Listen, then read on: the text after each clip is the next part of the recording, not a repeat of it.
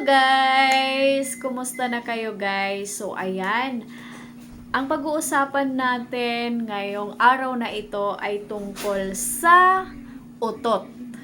So ayan, alamin natin guys kung ano ang normal na utot at hindi normal na utot. So ayan guys, alam nyo ba, lahat ng tao ay umuutot. Huwag kayong magsasabi na kayo ay hindi umuutot. So, lahat tayo ay umuutot. Kahit baby nga umuutot, 'di ba? Kahit mga animals umuutot din sila. So, ayan, tayo pa kaya na mga tao. So, kapag hindi tayo umutot, ang ibig sabihin nun abnormal at saka mayroon kayong karamdaman na sakit. Kaya hindi kayo umuutot. So, ayan, alam nyo ba guys, na ang normal na utot ng tao ay sa isang araw, sa isang araw, ang normal na utot ng tao ay 5 times until 15 times. Oo. 5 utot sa isang araw o kaya 15 na utot sa isang araw. Okay?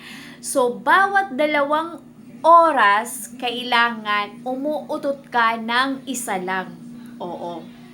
Kapag mag-isang oras, tapos yung utot mo ay 2 or 3 hanggang 5 or lumampas, talagang may sakit ka na. Oo. Sabi nila, that's an abnormal. Oo. Hindi normal. Oo. So, ayan, guys, kung hindi kayo naniniwala, mag-search kayo para malaman nyo. Kasi ako, guys, yung mga dinidiscuss ko dito sa aking content, sa aking video, ay bago ako nagsasalita sa inyo, is nagsi-search muna ako para hindi ako magkamali. So, ayan. Kailangan sa isang oras ay sa 2 oras ay umutot kayo ng 1 beses lang. Oo, 1 beses lang. So, sa isang araw, kailangan umutot kayo, kailangan ang utot nyo, bilangin nyo guys, kung isang araw umuutot kayo ng 5 beses or 15 times sa isang araw. Pero pasalamat ka kung hindi ka umuutot ng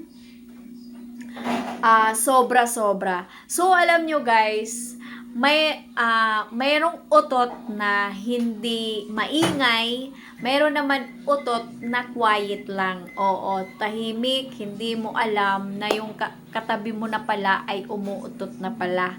So, mayroong hindi maingay, mayroon namang hindi nag-iingay. Oo. Kaya,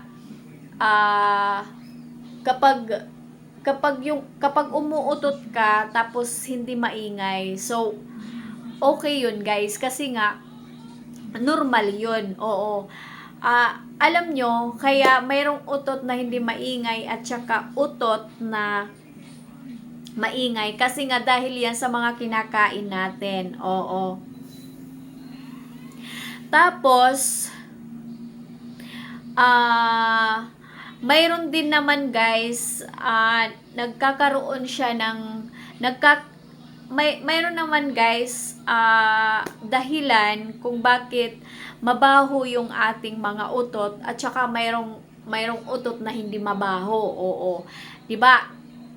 Mayroon tayong naaamoy na umuutot na super ang baho, kahit ang layo natin, naaamoy pa rin natin. Oo. Kasi nga dahil yan sa mga kinakain natin, o kaya dahil sa mayroon siyang iniinom na gamot, na mga antibiotic.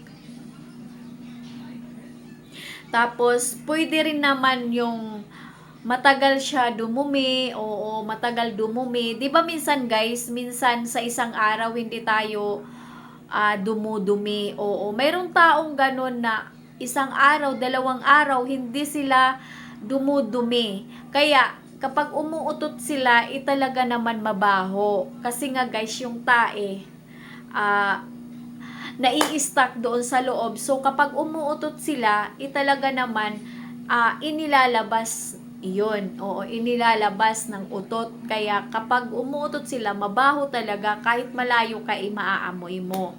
Oo. Kahit sabihin natin na hindi, hindi, hindi tumunog yung utot niya, pero maaamoy pa rin natin, guys. Kasi nga, yung amoy galing sa kanya. Oo, 'di ba? Lalo na kapag dalawa lang kayo, syempre maaamoy mo. Oo, kung sino ang umutot. Kung hindi ka naman umutot, syempre, malalaman mo na yung kasama mo, siya yung umutot. Kasi dalawa lang naman kayo, 'di ba? Mayroon talagang ganun, guys. Tapos, yung iba naman, nagko-cost yung utot kaya mabaho. Alam nyo kung ano yung mga dahilan. Alam nyo kung ano yung mga pagkain na nakakapabaho sa utot. Oo. Minsan, mga beans. Oo, minsan mga beans, tapos broccoli, tapos colored flour, ganyan, tapos gatas, tapos ice cream, oo. Talaga naman, minsan kapag kumakain ka ng ganon, mabaho talaga yung utot mo, oo. At saka kapag kumakain ka ng karne, yon mabaho yun yung utot mo. Tapos, yung mga tubod na, yun? Yung mga na mga isda, ganun, yung hindi na mga butod na mga pagkain, ganun. Talaga, kapag kinain mo yun, talagang asahan mo na talagang uutot ka ng mabaho. Oo, guys. Kaya, mayroon talagang utot na hindi normal. Kasi, yung normal na utot, yung isang araw, kapag umutot ka, dapat 5 beses ka lang uutot. Mahina man yan o malakas, basta 5 beses ka lang uutot sa isang araw. Oo, o kaya hanggang 15 na utot. Oo. Oo. Alam nyo, totoo talaga yung sinasabi ko. Oo. Ako nga guys, minsan umuutot din ako, oo. Minsan, yung utot ko guys, ganito lang. Ganun. Pero guys, dapat kapag nakakaramdam kayo ng nauutot na kayo, dapat lalayo kayo. Tapos lalo na kapag alam nyo na yung utot nyo medyo mabaho, oo, malalaman nyo naman yun guys, kasi sa sarili nyo mismo, malalaman nyo na, maaamoy nyo na yung utot mo mabaho. Kaya kapag ikaw ay nauutot, lumayo-layo ka na. Oo, wag ka diyan sa mga kausap mo kasi nakakahiya naman 'yon. Oo. Tsaka guys, wag niyong pipigilan na umutot kayo kasi magiging sakit 'yon. Oo, magkakaroon kayo ng colon cancer. Oo, alam niyo ba 'yun na nagkakaroon yan ng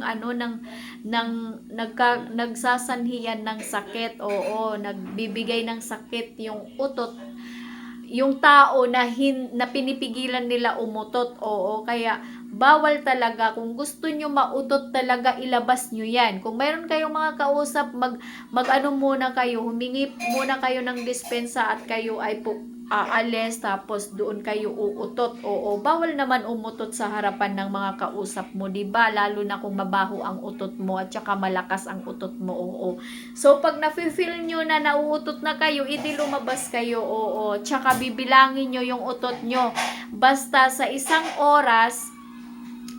sa 2 oras, kailangan 1 beses lang kayo uutot. Oo. Sa 2 oras, kailangan 1 beses lang kayo uutot. Oo. Kaya, bilangin nyo yun guys. Tapos, sa isang araw, ang minimum nun, sa isang araw, umaga hanggang maghapon, ang minimum nun ay 5 utot hanggang 15 na utot. Oo. So, kapag kayo ay nauutot, huwag nyong pipigilan kasi sakit yun, guys. Oo, magkakaroon kayo ng sakit. Oo, kapag pinipigilan nyo umutot. Kung gusto nyong umutot, ilabas nyo yun. Huwag kayong mahihiya. Kung mayroon kayong kausap at saka parang nafe-feel niyo na parang lalabas na, parang gusto nyong umutot, umano muna kayo. Sabihin nyo muna, excuse me. Tapos, punta ka na doon kung saan ka pwede umutot na hindi nila maaamoy. Oo, wag ka dyan umutot kung saan sila sasabihin mo, ay, pasensya na, mahirap naman napigilan natin, magiging sakit pa natin to. Hindi. Kung uutot ka, kasi mafe-feel mo naman yan sa sarili mo. Layo ka, wag ka sa kanila kasi mabaho ang utot mo, mabubulabog sila.